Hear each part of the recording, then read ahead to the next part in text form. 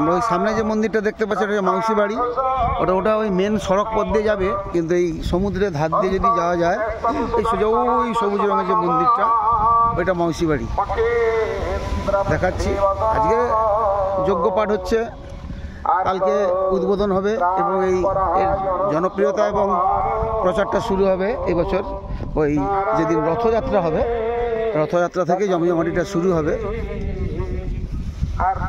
দীঘা একবার হাঁটো, অন্য সময় দীঘাতে যেভাবে জনসমুদ্র থাকে, বিভিন্ন রকম নাশকতা বা প্রশাসনিক কোনো কারণে দীঘাতে দেখছি একটু ফাঁকাই রয়েছে।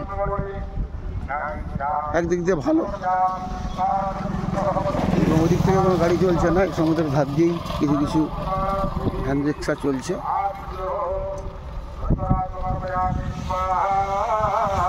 দেখলাম যারা আমন্ত্রিতরা আছে তারা ছাড়া অন্য কেউ এই জন্যে নেই, একরকম ভালো। একবারে ভার্জিন দীঘা এই প্রথম দেখছি অনুষ্ঠানে, সিকিউরিটি আঁটো।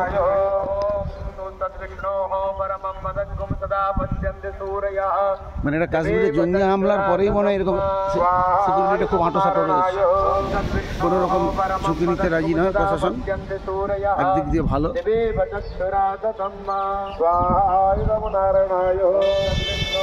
তারপর এই ধরনের একটা মন্দির প্রতিষ্ঠা হচ্ছে 1000 বছর পরে। জগন্নাথ দেবের মন্দির এদের সাথে মন্দিরের তুলনা টানা ঠিক হবে না, জগন্নাথ দেব আলাদা আঙ্গি, এটা আলাদা আঙ্গি, তবে একটা মন্দির হচ্ছে আমাদের কাছে ভালো, আমাদের দীঘাবাসীদের কাছে ভালো। এটার জন্য আমাদের দীঘার অর্থনীতি অনেকটাই চাঙ্গা হবে নাকি, আপনি কি বলেন? না, চাঙ্গা তো হবেই। এখানকার দোকান পাট থেকে শুরু করে এখানে যে সমস্ত মানুষজন বসবাস করে তাদেরও অনেক উপকার হবে। বিভিন্ন জায়গা থেকে টুরিস্ট যারা শুধু দীঘাতে বেড়াতে আসতো, আজকে তারা এই জগন্নাথ ধামে এসে তারা পুজো দিয়ে একটি ভক্তিমূলক শ্রদ্ধা তারা ঠাকুরকে তাদের জানাতে পারবেন। সেই রকম একটা আজকে গড়ে উঠেছে, যেটা জগন্নাথ মন্দির সবসময় বলতো পুরীর জগন্নাথ মন্দির, কিন্তু আজকে এই পূর্ব মেদিনীপুর জেলায় এই পশ্চিম বাংলার মধ্যে একটা বড় মন্দির আমরা পাও না। এই যে আজকে মমতা ব্যানার্জি তিনি যে কর্মযজ্ঞ করছেন, আজকে যজ্ঞ হচ্ছে, হোমযজ্ঞ, কালকে তার উদ্বোধন হবে মন্দিরে। আজকে কিন্তু এখানে লাখো লাখো মানুষ তারা জমায়েত হবে।